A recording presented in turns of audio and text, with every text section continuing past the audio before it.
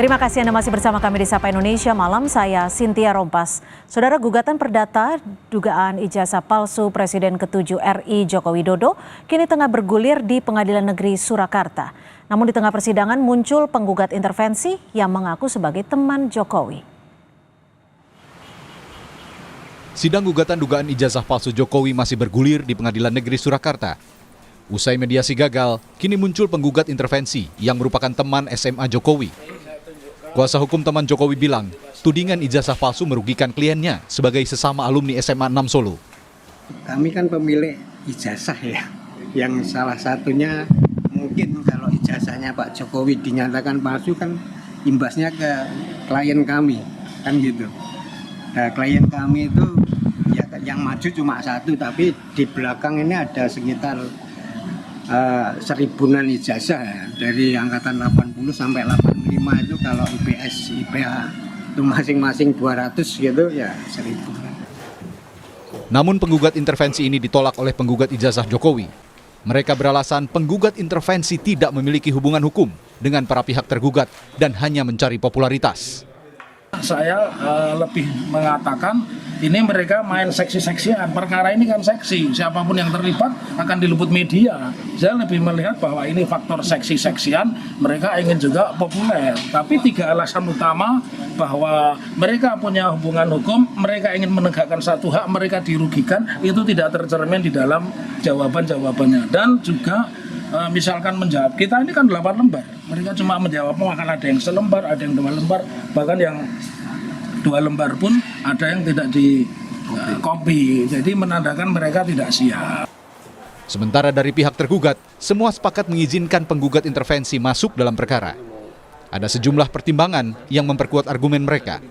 Tentu saja pihak intervensi ini akan mendukung terhadap dalil-dalil bantahan pihak tergugat 3, dalam hal ini adalah SMA Negeri 6. Karena permohonan intervensi ini tentu saja mempunyai kepentingan yang sama. Sidang akan dilanjutkan Kamis pekan depan dengan agenda putusan sela tentang penggugat intervensi. Apabila majelis hakim mengabulkan permohonan penggugat intervensi, maka sidang akan dilanjutkan dengan melibatkan mereka sebagai pendukung tergugat 3, yakni SMA Negeri 6 Solo. Widi Nugroho, Kompas TV, Solo, Jawa Tengah. Lalu sejauh mana penggugat intervensi akan mempengaruhi sidang gugatan ijazah Jokowi? Kita bahas bersama Rifai Kusumanegara, pengacara dari Joko Widodo, dan juga Muhammad Taufik, penggugat ijazah Joko Widodo.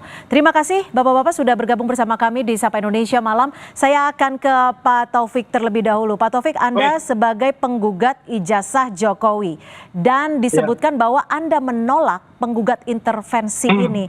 Dasar penolakan Anda apa? Ini satu pertanyaan menarik. Ada 3 alasan sebagaimana yang disebut di pasal 279 ya, Rehlemen, dan sampai dengan pasal 281 ya. Di situ disebutkan ada 3 syarat utama. 1, harus memiliki hubungan hukum, yang kedua ada hak yang harus dipertahankan, dan yang ketiga penggugat intervensi ini harus memiliki kerugian. Jadi dari gugatan saya ini, adakah hukum antara teman-teman Pak Jokowi dengan gugatan kami? Yang kedua, adakah hak yang harus dipertahankan oleh mereka? Dan yang ketiga, apakah mereka dirugikan? Perlu diketahui ya Mbak ya, bahwa gugatan perdata ini kan masuknya, kenapa disebut perdata ini kan masuknya private ya. Private itu berarti pribadi. Kalau pribadi kan kita tidak menggugat seluruh alumni SMA 6 atau seluruh alumni SMPB. Kenapa? Karena yang kita pertanyakan itu hanya kejelasan tentang ijazah Pak Jokowi, karena ada dualisme pemahaman. Yang pertama yang kami tahu itu SMPB, di sisi lain teman-teman mengatakan bahwa Pak Jokowi lulusan SMA 6, sementara yang kami tahu SMA 6 itu baru ada tahun 86. Begitu. Oke. Mbak, dari tanggapan kami. Ya, saya ke Pak Rifai. Pak Rifai, ini kan teman-teman Pak Jokowi dari SMA 6 ini yang sebelumnya ada, bukan namanya SMA 6 ya, meminta izin kepada Pak Jokowi untuk mengajukan gugatan intervensi. Pak Jokowi mengizinkan. Apa legal standingnya Pak Jokowi mengizinkan? Oke, Pertama saya perlu disclaimer dulu nih Mbak Cynthia. Ya. Saya sekalipun memang saya kuasa Pak Jokowi, tapi memang saya tidak ditugaskan untuk menangani untuk gugatan yang di PN Solo. Jadi mungkin yang saya hanya bisa kasih gambaran lebih kepada kajian intervensi dalam keperdataan secara umum ya. Oke. Mengenai kasus-kasus sendiri ini harusnya yang lebih menjelaskan adalah Bang Irfan yang sedang menangani di sana begitu. Nah, tapi mungkin lebih kurang begini. Di dalam hukum acara perdata sendiri memang dikenal ada 3 bentuk intervensi ya, ada yang disebut fogging, Tussenkoms atau roofing infrawaring. Jadi memang diberikan kemungkinan orang masuk dengan 3 cara ya. Perbedaannya kalau fogging itu dia masuk atas inisiatif sendiri tapi membela salah satu pihak. Kalau Tussenkoms dia masuk atas inisiatif sendiri tapi dia tidak memihak ya, independen. Nah, yang 3 roofing infrawaring dia ditarik oleh salah satu pihak dan untuk ya, ikut menanggung secara bersama-sama. Jadi dari 3 ini sebenarnya memang ya terbuka kemungkinan pihak ketiga masuk ya. Ya. Nah, nanti tinggal dia membuktikan sejauh mana kerugiannya, lalu hubungan hukumnya gitu ya. Termasuk dia di dalam klaster yang mana di antara ketiga Kalau ini. teman-teman SMA Pak Jokowi ini, menurut perspektif hukum Anda, mengalami kerugian tidak? Ya mungkin karena mereka merasa ijazahnya itu sama persis, satu angkatan dikeluarkan bersama-sama, sehingga mereka merasa kalau sampai Pak Jokowi dinyatakan palsu, maka mereka semua juga merasa akan terkena dampaknya sebagai pemegang ijazah palsu. Kedua juga mungkin mereka bisa menjelaskan situasi yang terjadi pada saat mereka bersekolah sejak awalnya masih berbentuk SPP sampai dengan SMA 6. Paling tidak untuk membantu majelis mengangkat fakta-fakta dari versi penggugat intervensi ya. Sekalipun juga sebenarnya bisa juga para alumni itu masuk melalui saksinya Pak Jokowi, bisa juga. Jadi ya kembali lagi ini pilihan-pilihan dan masing-masing pihak juga sudah memberikan pandangan ya, dari penggugat menolak, dari para tergugat menerima. Nanti kata akhirnya hakim lah yang memutuskan apakah boleh masuk atau dirasa tidak perlu. Oke, kalau Pak Taufik melihatnya apakah gugatan intervensi ini dari teman-teman SMA Pak Jokowi akan diterima oleh PN Surakarta?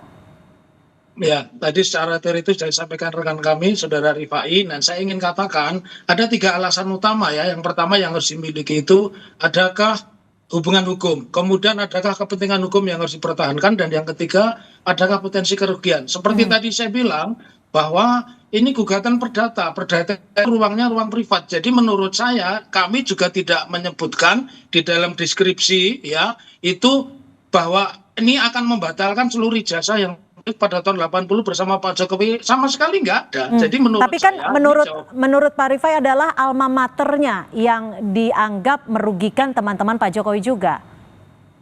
Iya, jadi begini, alma mater itu kan sebuah entitas ya, badan hukum. Nah, sementara teman-teman Pak Jokowi seberapapun banyaknya Mbak, itu mereka pribadi-pribadi. Jadi mereka tidak terkait langsung dengan kepentingan ini. Nah, sementara kalau kita mendasarkan pasal 27 Rashleman itu sampai dengan pasal 281 itu harus ada 3 syarat tadi. Ada syarat hubungan hukum, ada syarat kepentingan hukum yang dipertahankan, dan yang ketiga kerugian. Nah, nggak ada karena kita tidak meragukan dan tidak menyoal ijazah-ijazah teman-teman Pak Jokowi begitu. Jadi sesuatu yang sudah jelas tidak kami soal. Begitu Mbak pertimbangan kami. Makanya kami optimis ini akan ditolak karena kalau ini dikabulkan aneh ya. Aneh karena kami mengajukan lebih dulu di Jogja begitu Mbak. Gimana Pak Rifai? Ada kemungkinan ditolakkah atau justru ada kemungkinan diterima oleh PN Surakarta menurut Anda? Ya kembali lagi sebenarnya nanti majelis hakim yang akan memutuskan setelah mendengar argumentasi kedua belah pihak ya. Termasuk juga majelis akan melihat untuk kepentingan pemeriksaan yang sedang dijalani ya. Karena mungkin saja dengan masuknya pihak ketiga, majelis bisa juga merasa terbantu untuk mendengar satu perspektif fakta dari pihak lain gitu ya. Nah, jadi kita kembalikan saja kepada majelis apa yang terbaik untuk pemeriksaan perkara ini, dengan juga tentunya mendengar semua argumen, baik keberatan dari penggugat, persetujuan dari para tergugat, termasuk kepentingan dari pemohon intervensi itu sendiri. Pak Taufik, Anda merasa terganggu tidak dengan adanya penggugat intervensi ini di tengah sidang yang sedang berjalan? Ya, kalau dikatakan terganggu secara langsung sih tidak ya, karena memang itu diperbolehkan siapapun tadi disebutkan rekan Rifai ada 3 alasan. intervensi. Cuma begini Mbak, gugatan Fugeng itu kan gugatan mendukung. Nah sayangnya mereka yang mau didukung ini nggak serius membela teman-teman Pak Jokowi. Terbukti apa? Misalkan tanggapannya itu hanya 1 lembar, 2 lembar. Nah sementara tanggapan kami itu 8 lembar. Dan syarat dengan aturan-aturan hukum, syarat dengan pertimbangan-pertimbangan hukum. Jadi tergugat 1, tergugat 2, tergugat 3, tergugat 4 itu bikinnya tanggapan cuma selembar 2 lembar. Jadi kayak ngasih press release begitu Mbak. Yang menurut saya tidak serius, dan disitulah kami optimis bahwa karena tidak ada relasi kepentingan, tidak ada relasi kerugian, tidak ada relasi alasan hukum, ya kami optimis ditolak begitu. Pak Rifai, Anda kami konfirmasi kembali bahwa adalah kuasa hukum yang menangani kasus ijazah Jokowi di PN Sleman, betul ya? Bukan, saya yang di Jakarta, Yusuf. Oh, justru yang di Jakarta. Ada yang tidak? Di Barreskrim dan Polda.